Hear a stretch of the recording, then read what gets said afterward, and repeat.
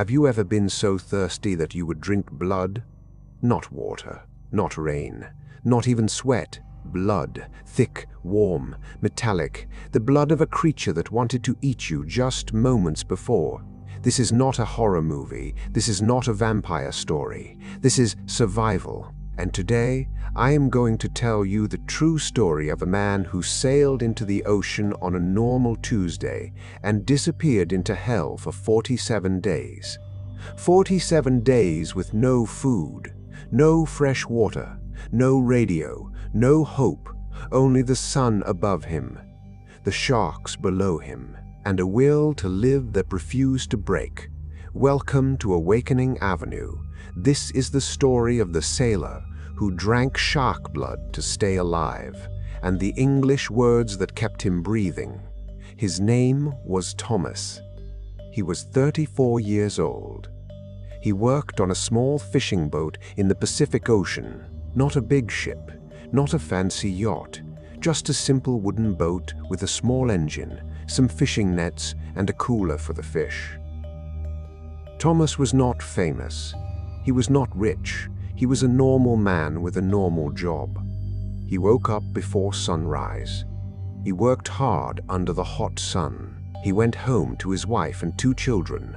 That was his life. That was his routine. And like many of us, he never thought about survival. He never thought about death. He never thought that one storm could take everything away. On November 17th, the weather was beautiful. The sky was blue. The water was calm and clear. Thomas and his partner, Manuel, left the harbor at 5 in the morning. They planned to fish for 2 days and return home with a full boat. They wanted to catch tuna, maybe some swordfish, enough to sell at the market and feed their families for the week. But the ocean does not care about your plans. The ocean does not care about your family. It does not care about your dreams. It is vast, it is powerful, and it is patient. On the second day, the sky changed. Thomas looked up and saw clouds moving fast. Too fast. Black clouds, angry clouds, the kind of clouds that swallow the sun and turn day into night. The wind began to scream, not a gentle breeze, a scream. The waves began to grow, first 1 meter, then 2, then 3. Within 1 hour, the calm ocean became a monster, a storm, a terrible storm. Waves as tall as buildings crashed against the boat. The rain fell like bullets from the sky. Thomas and Manuel tried to turn back, but the ocean was stronger than their small engine, much stronger. The boat rocked side to side. Water poured over the edges. The men held on to anything they could find. Then came the wave. One massive wave higher than all the others, black as night. It rose behind the boat like a wall of darkness. It hit them from the side with the force of a train. The boat flipped. Everything went into the water. The nets, the cooler, the radio, the food, the extra fuel, everything. Thomas swam to the surface. He gasped for air. He looked around, turning in circles, searching for Manuel, searching for the boat. The boat was gone, completely gone, sunk to the bottom of the ocean. And Manuel? Manuel was gone too. Thomas called his name again and again. But the storm swallowed his voice. The waves hid everything. There was no sign of his friend, no sign of life. The only thing left was a small plastic storage box. A box that had floated free from the boat when it flipped. Thomas swam to it and grabbed it with both hands. Inside, there was a fishing knife, a small length of rope, and a plastic jug with a tight lid. That was it. That was it. That was all he had. Thomas was alone in the Pacific Ocean, 500 kilometers from the nearest land. No one knew exactly where he was. No one had seen the boat sink. No one was coming. He was alone. The first 24 hours were strange, not because of hunger, not because of thirst, but because of hope. Thomas truly believed someone would find him. He believed a ship would pass nearby. A helicopter would fly overhead. His family would worry when he did not return. They would call for help.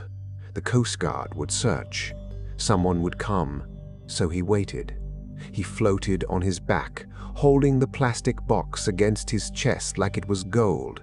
He waved at birds. He watched the horizon. He listened for engines. But no ship came. No helicopter flew. No voice called his name. Only the sound of the waves. Only the sound of the wind. Only the sound of his own breathing. And slowly, hope began to die.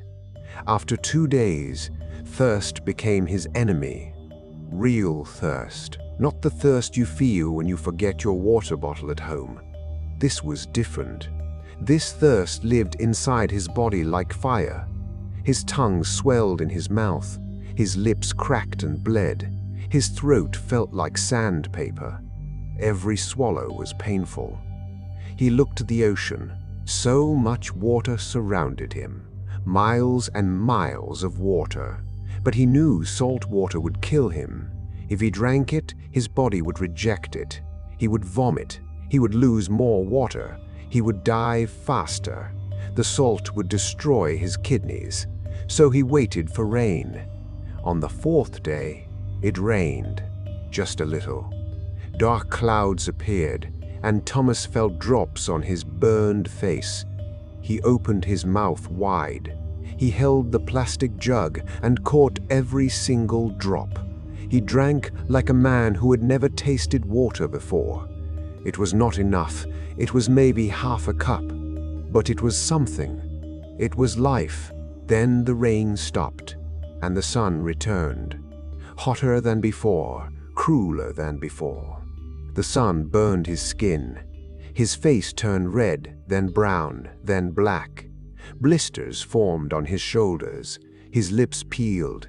His eyes hurt every time he looked at the bright sky. By day 10, hunger was no longer a feeling. It was a creature inside him, a wolf chewing at his stomach. His body began to eat itself. First the fat disappeared, then the muscle began to break down. He could feel himself becoming weaker, lighter, slower. His arms looked like sticks. His ribs showed through his skin. He tried to catch fish with his bare hands. Impossible. The fish were too fast. He tried to catch birds that landed near him, hoping to rest on the water. Too fast. Too smart. He had the knife, but what could he cut? There was nothing to cut. No fish, no birds, no plants. On day 12, he saw a shark, a small one, maybe 1 meter long. It circled him slowly. Thomas watched it with empty eyes. He was too weak to be afraid. He thought, this is how I die, eaten by a shark. At least it will be fast. At least I will not suffer anymore. But the shark did not attack. It circled 3 times, studying him with its black eyes, and then swam away into the blue darkness. Thomas felt something strange, not relief, anger, pure anger. He wanted to scream at the shark, "Come back. If you want to eat me, then fight me. Do not look at me and leave. I am still a man."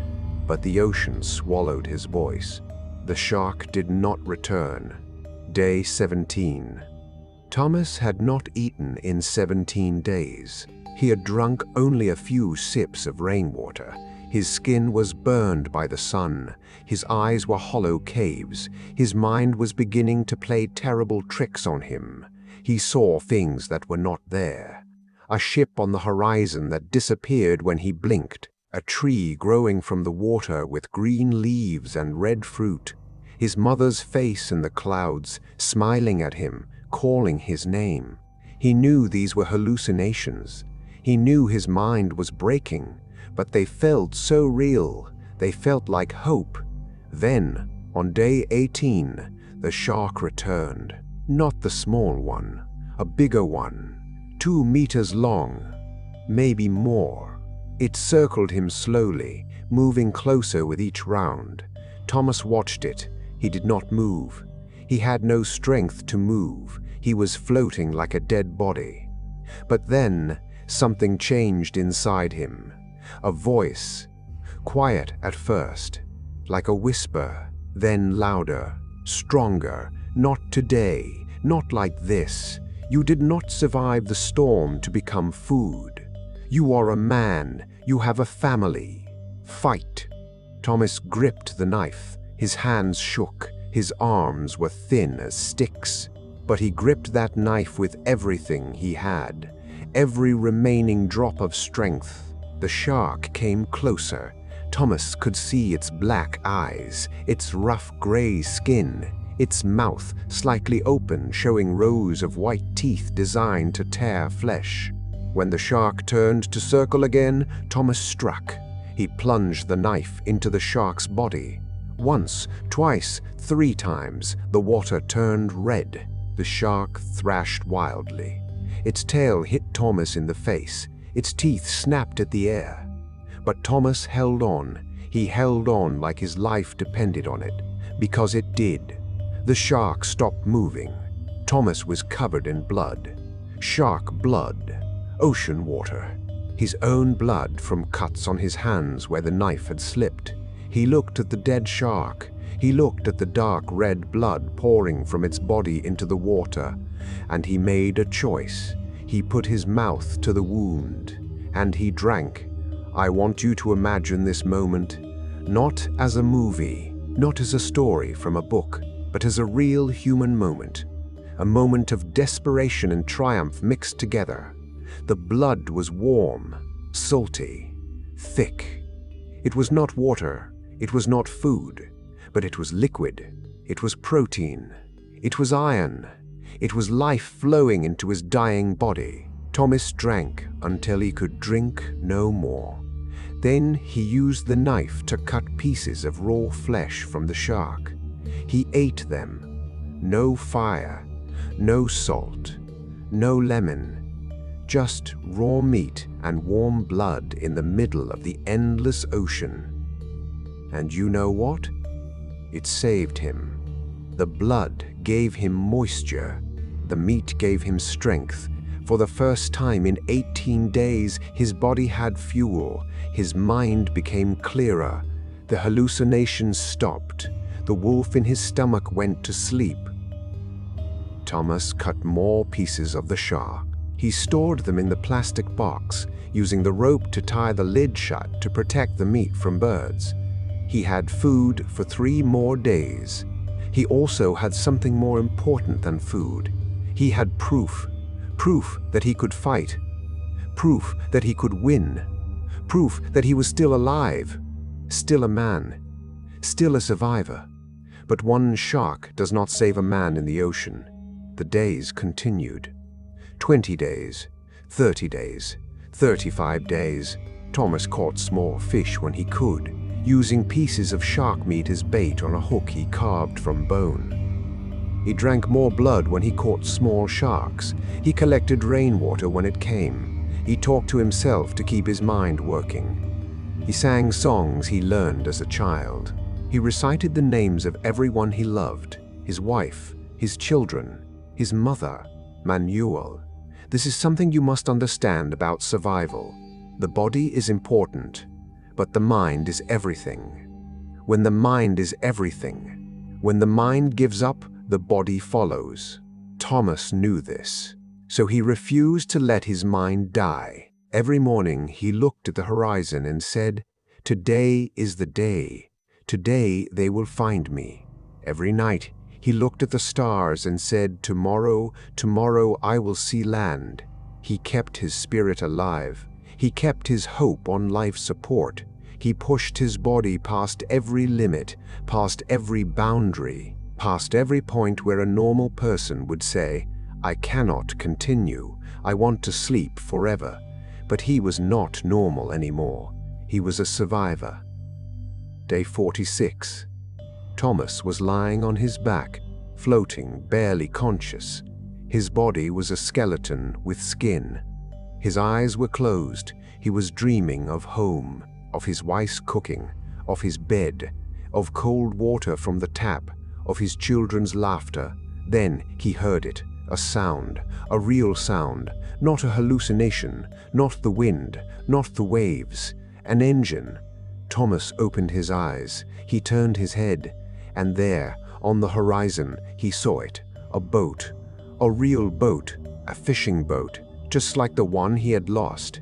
He tried to scream, but his throat was too dry. No sound came out, only air.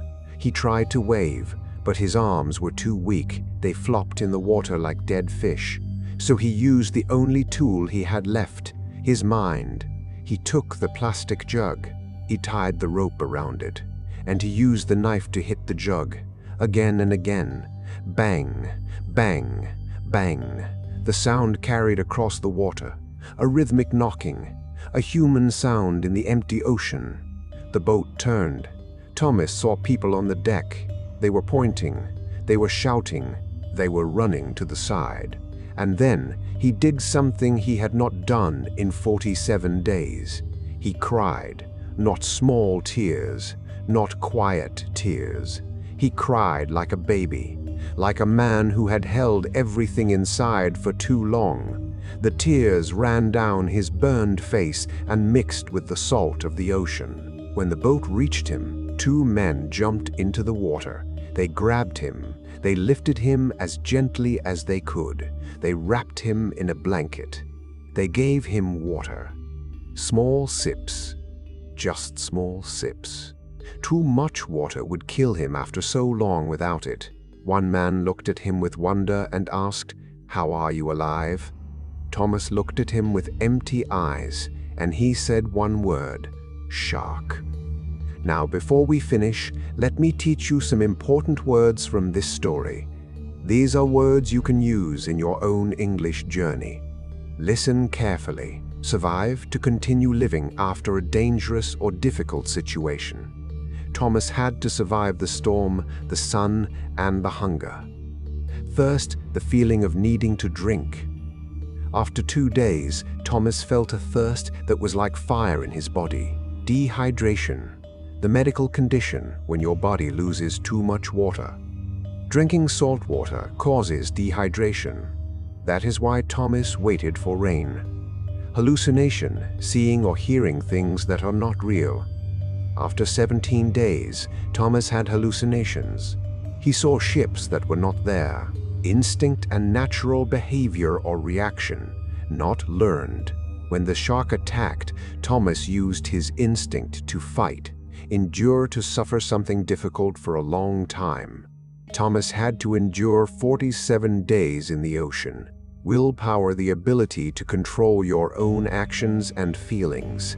Thomas's willpower was stronger than his hunger, stronger than his fear. Desperate, having no hope and ready to do anything to change your situation. Thomas was desperate when he drank the shark's blood. Raw, not cooked. Thomas ate raw shark meat because he had no fire. Rescue to save someone from a dangerous situation.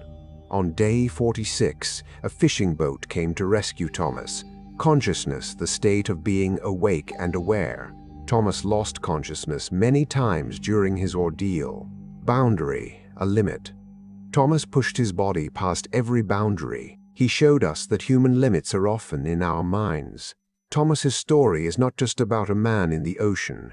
It is about all of us. Every day, we face storms. Maybe not real storms, but storms of doubt. Storms of doubt. Storms of fear. Storms that make us want to give up. Storms that tell us we are not strong enough. Thomas teaches us something powerful. He teaches us that the human spirit is stronger than we think. He teaches us that when everything is taken from you, your food, your water, your hope, your comfort, you still have one thing: your will to fight, your decision to keep going. And just like Thomas used every tool he had to survive, you are using English as a tool right now. Every word you learn is a weapon against ignorance. Every story you hear is a bridge to a new world. Every minute you spend learning is proof that you too are a survivor. You are not just learning English, you are building your own life raft. Word by word, story by story, day by day. If this story moved you, if it awakened something inside you, then hit that like button. Let the algorithm know that stories like this matter. And if you want more stories that turn history into power, language into adventure, and learning into something you actually feel, subscribe to Awakening Avenue. Drop a comment below. What is the most difficult thing you have ever survived? I want to read your stories. I want to know what keeps you fighting. Until next time, keep learning, keep fighting, and never let anyone tell you that your spirit has limits. This is Awakening Avenue, and you are just getting started.